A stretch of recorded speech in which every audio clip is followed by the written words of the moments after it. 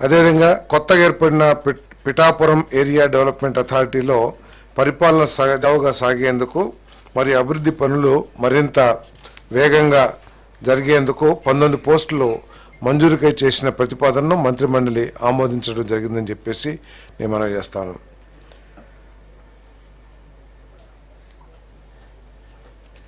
గత ప్రభుత్వంలో ఈ రాష్ట్రానికి పెట్టుబడులు పారిశ్రామికవేత్తలు ఎవరు కూడా రాని పరిస్థితులు మనం చూసాం. ఆంధ్రప్రదేశ్ ప్రభుత్వం అంటేనే ఇక్కడ పెట్టుబడి పెడతానికి భయపడిపోయి పారిపోయిన పరిస్థితులు, పెట్టుబడి పెట్టిన పారిశ్రామికవేత్తలు కూడా సగంలోనే ఆపేసి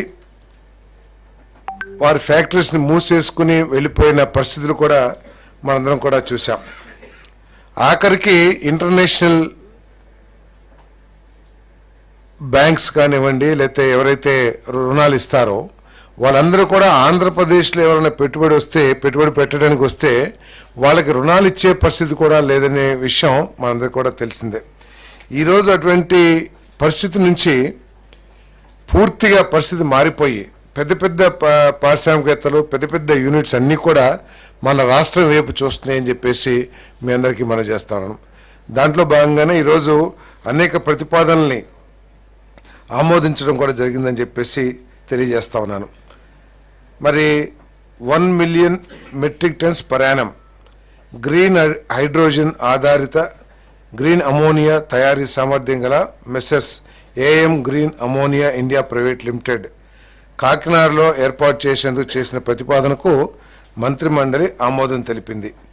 ఈ ఫ్యాక్టరీని ఇంతకుముందే రాష్ట్ర ప్రభుత్వం ఆమోదించిన గ్రీన్ ఎనర్జీ పాలసీ ఏదైతే ఉందో ఆ పాలసీకి అనుగుణంగానే దీనికి మరి ఆమోదం తెలపడం జరిగింది.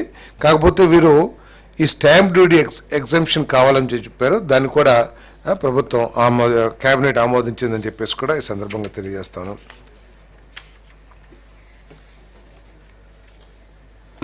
అదేవిధంగా సౌత్ ఇండియాలోనే మొట్టమొదటి solar, wind, battery storage integrated project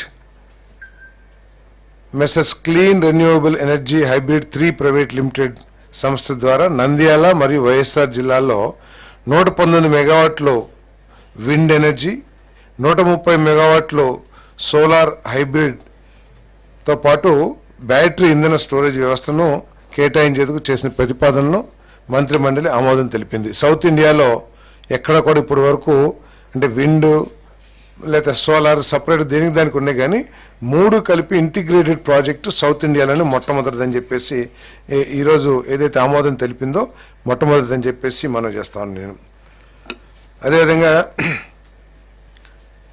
కాకినాడలో మెసెస్ జాస్ కాకెరెల్ గ్రీన్ కో హైడ్రోజన్ సొల్యూషన్స్ ప్రైవేట్ లిమిటెడ్ సంస్థ కాకినాడలో ఏర్పాటు చేసి తద్వారా 2 గిగావాట్ ఎలక్ట్రోలైజర్ తయారీ సౌకర్యాన్ని కల్పించేందుకు ఇంధన శాఖ చేసిన ప్రతిపాదన మంత్రిమండలి ఆమోదం తెలిపిందని చెప్పేసి మనం చేస్తాను.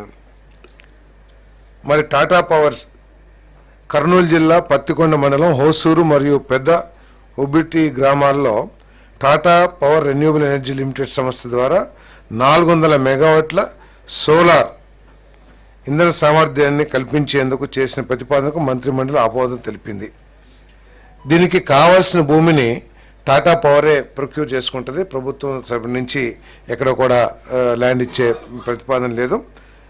దీని మూలంగా 2000 కోట్ల పెట్టుబడి అంటే 400 megawatts at 5 crores per megawatt 2000 కోట్ల పెట్టుబడి మన రాష్ట్రానికి రానున్నది. అదేవిధంగా 1380 మందికి ఉద్యోగ అవకాశాలు దీని ద్వారా లభిస్తాయని చెప్పేసి కూడా నేను మనవి చేస్తాను నేను. అదేవిధంగా దేశంలో ఎక్కడా లేని విధంగా అనేక రాష్ట్రాలు ప్రయత్నం చేసినా కూడా రిలయన్స్ ఇండస్ట్రీస్ మన రాష్ట్రంలోనే పెట్టుబడి పెట్టడానికి ఇది కంప్రెస్డ్ బయోగ్యాస్ యూనిట్స్ని దాదాపు 500 యూనిట్లు మన రాష్ట్రంలో స్థాపించడానికి ముందుకొచ్చిందని చెప్పేసి తెలియటానికి సంతోషిస్తామని చెప్పేసి కూడా మనం చేస్తాం.